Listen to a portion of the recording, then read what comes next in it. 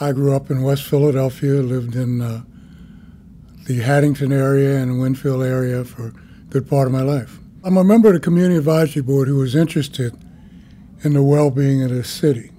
The relationship between our youth and police in this city is of critical importance going forward.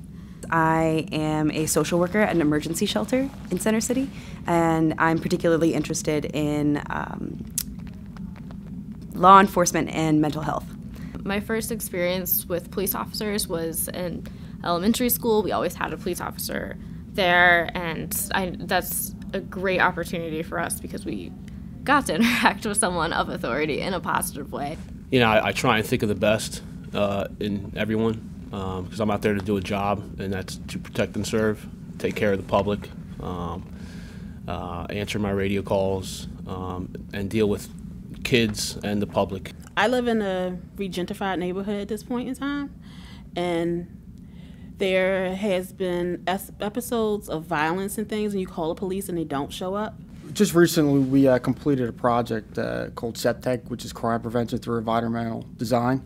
And with that project, basically it was a collaboration with local business owners, community activists, and the police department. I grew up in a time when police officers, you know, they were our friends. Like, not all cops are bad, but just like all people aren't all bad. You know, you'll always have them who are heads, like in whatever profession. You know, you'll have cops who are a little gung-ho crazy. You'll have, but you'll have a majority of police officers, which I've seen growing up till now in Philly and even now, that are not that way.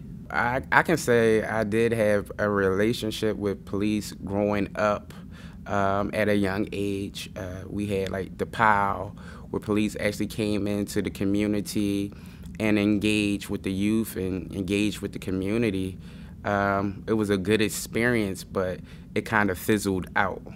You know, calling 911 and not really knowing how to request for an interpreter when there are matters of emergency, or when it comes to seeing some activities in your neighborhood and not knowing where to go or who to go to tell them about your concerns.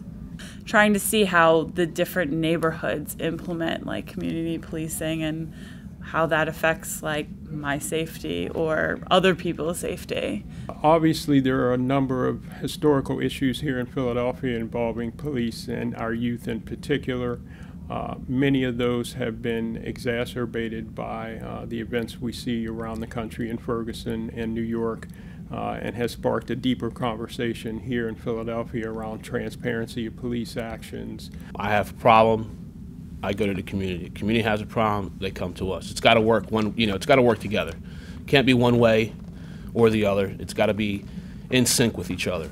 I think that definitely within the force, it should be a priority that cops are offered some kind of mental health support or stress management. The second thing is you need to do away with the militarization of police departments.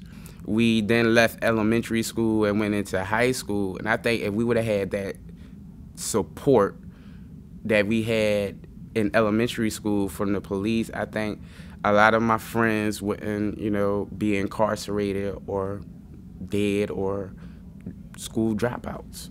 I'm a veteran, and I tell you that some of the equipment that I see on police departments now far exceed the level of armament and protection that we had in the military. We've actually are taking it in the right direction.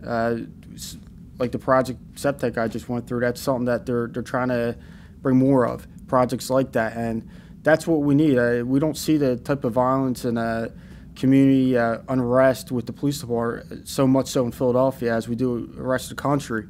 The view that folks have that police are in their community as an occupying force, all of the numerous issues around the hot button events that have occurred in our city over the years, the MOVE event, certain types of critical shooting incidents, all of those color that relationship between police and our community to a great degree.